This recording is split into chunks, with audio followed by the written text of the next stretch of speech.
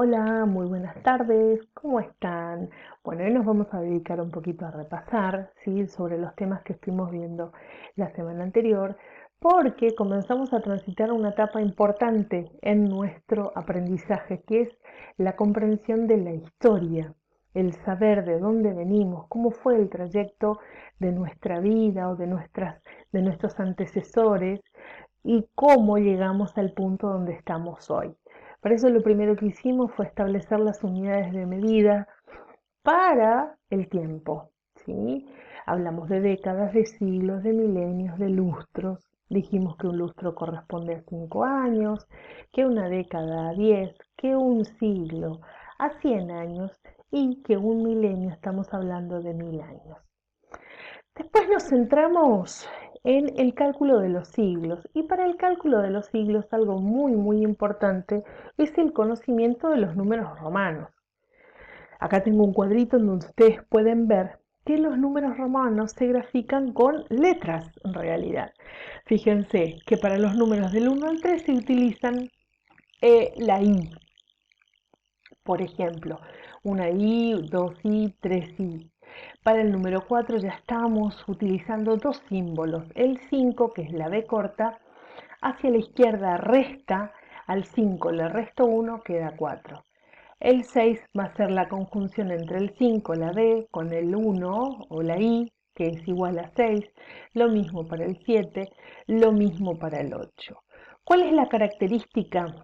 Que se pueden repetir, por ejemplo, el número 1 hasta 3 veces, nada más.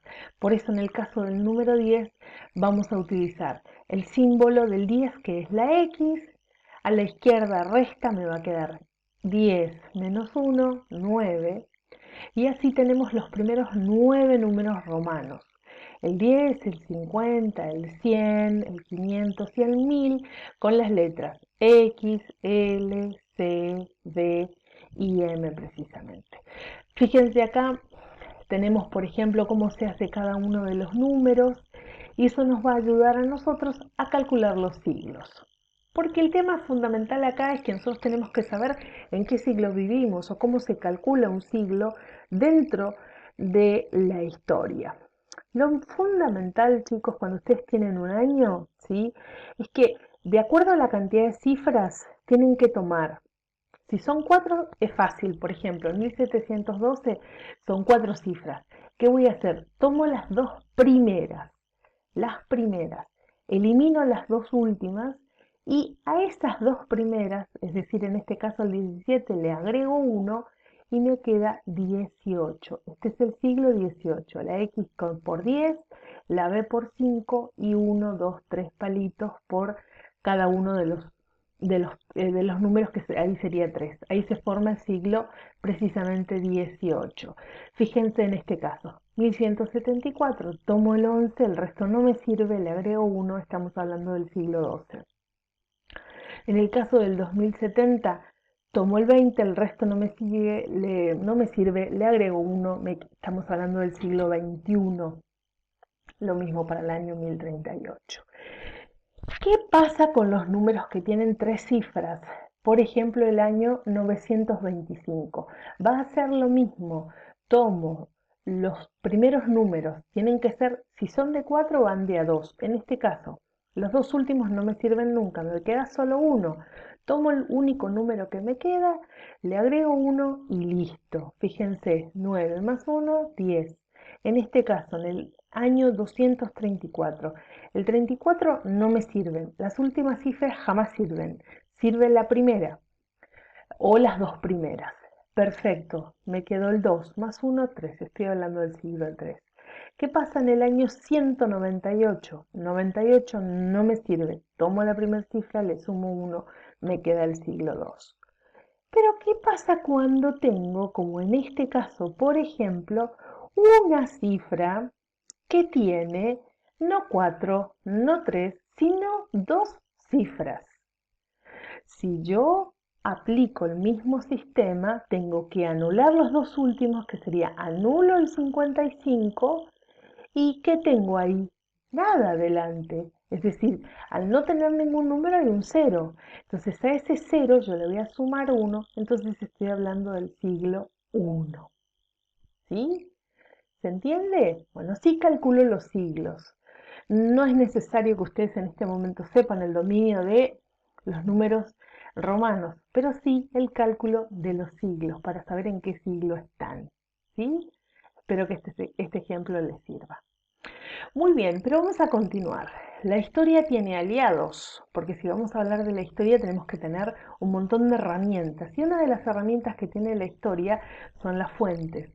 ¿Qué son las fuentes? Las fuentes son los recursos que le permite al historiador analizar y saber de dónde venimos, cómo fue la vida en un momento de la historia, en ese momento particular que se está estudiando en ese recorte, y también documentarse para tener elementos necesarios para decir sí, fue así. ¿Por qué? Porque encontré tal cosa que me indica que fue así.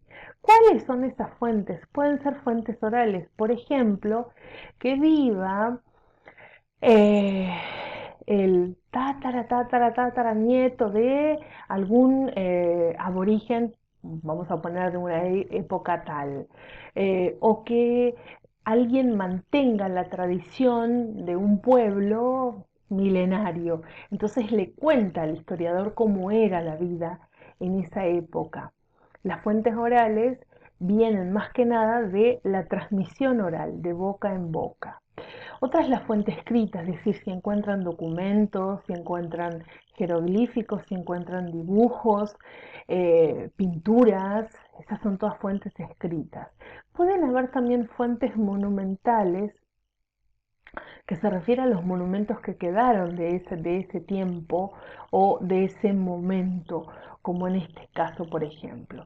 O fuentes audiovisuales, que pueden llegar a ser pinturas, puede llegar a ser, por ejemplo, si hubo alguna película que se filmó en ese momento, si es que no es muy atrás en el tiempo.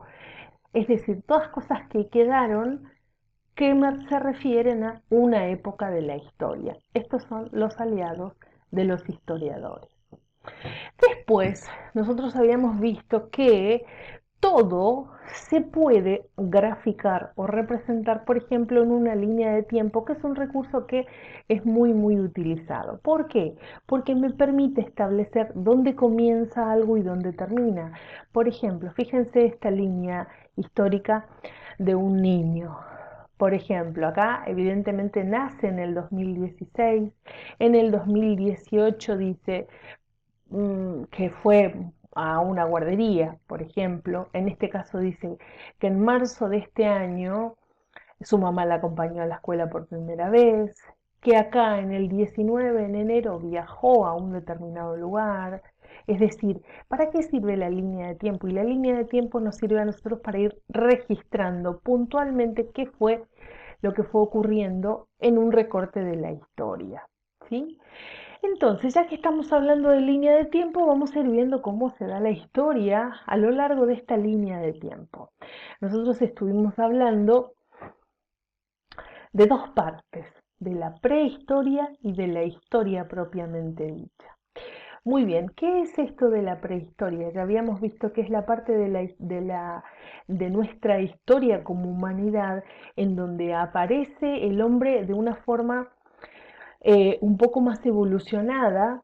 Yo en los enlaces les voy a dejar un poco la historia de cómo el hombre llega a estos estadios, cómo va evolucionando y pasa por tres periodos prehistóricos llamados paleolítico, neolítico y la edad de los metales. Fíjense, en estas tres etapas se ve la evolución. Aquí solamente cazaba para alimentarse, vivía en cuevas, tenía un sistema de organización muy nómade, es decir, iba de un lugar a otro. Aquí ya en el paleolítico perdón, en el neolítico va a descubrir la rueda, va a intentar quedarse en un lugar, va a intentar recurrir a la naturaleza para poder subsistir de manera más organizada, y ya en la edad de los metales pudo utilizar los metales como recursos para su vida. Fíjense cómo fue evolucionando en cada una de estas de estas tres etapas. Aquí se dice que esta parte de nuestra historia llamada prehistoria, y ya les digo por qué se le llama prehistoria, es antes de Cristo, antes del nacimiento de Cristo, por eso se le pone AC. Bueno, ¿cuándo comienza precisamente, cuándo comienza la historia? La historia aparece precisamente con la invención de la escritura. Muy bien. Ese hecho determina la desaparición en realidad no es desaparición, sino la finalización de la prehistoria y el inicio de la historia con la primera edad que tiene la historia, que es la edad antigua. Fíjense, acá en esta edad se desarrollan muchos los pueblos, es la época de los romanos, sí, también nace Cristo. Y a partir del nacimiento de Cristo, en todo lo que nosotros vamos conociendo se va a colocar esta sigla que dice DC. ¿Qué quiere decir? Después de Cristo, después de su nacimiento. ¿Cuándo termina la Edad Antigua? Termina con la caída de este imperio, que fue un imperio muy muy fuerte, el Imperio Romano. Cae este imperio y termina la Edad Antigua y comienza la Edad Media, una edad muy interesante por todo el desarrollo que hubo en Europa, y esa Edad Media culmina con un descubrimiento para nosotros como americanos muy importante, que fue el descubrimiento por parte de Cristóbal Colón de América en 1492. Fíjense ya cuántos años vamos transitando. Con ese descubrimiento se termina la Edad Media y comienza la Edad Moderna, una edad donde se hicieron muchos descubrimientos, muchos hallazgos y se lograron muchas modificaciones en la vida de ambos pueblos, tanto del pueblo desconocido como lo era América y del pueblo que ya tenía otros avances como fue Europa. Muy bien, esta edad moderna, caracterizada por un montón de conflictos, va a culminar con una revolución muy muy importante que se le llamó la Revolución Francesa. Esta Revolución Francesa marca el cambio de muchas, pero muchas cosas en la historia, no solamente a nivel de evolución, sino también a nivel de estructuras, a nivel de trabajo, a nivel de pensamiento. Esta revolución, la Revolución Francesa, da origen precisamente a la edad contemporánea, que es la que estamos transitando en este momento de nuestra historia. Muy bien, fíjense todo lo que estuvimos viendo en este tiempo. Ahora quiero preguntarles una cosita. A ver, un segundito. Vamos a ver. Vieron que nosotros estamos hablando todo el tiempo, si vemos esta línea de tiempo, estamos hablando de Europa. Solo acá vimos el descubrimiento de América. O sea que esta gente, la gente de Europa, no sabía que existía América. Bueno, entonces, si esta gente de Europa no sabía que existía América, ¿cómo llegó el hombre a América? ¿Qué piensan ustedes? ¿Será que era originario de América? ¿Será que vino de otro lugar? ¿Cómo vivían? ¿Cómo creen que se alimentaban? Muy bien, este es el desafío para esta semana. Esta semana vamos a ver cómo se produjo el poblamiento del suelo americano, cómo se llamaron las distintas teorías del poblamiento americano y cómo vivían esos primeros habitantes de nuestro suelo americano. Muy bien, un besito enorme y nos vemos la próxima.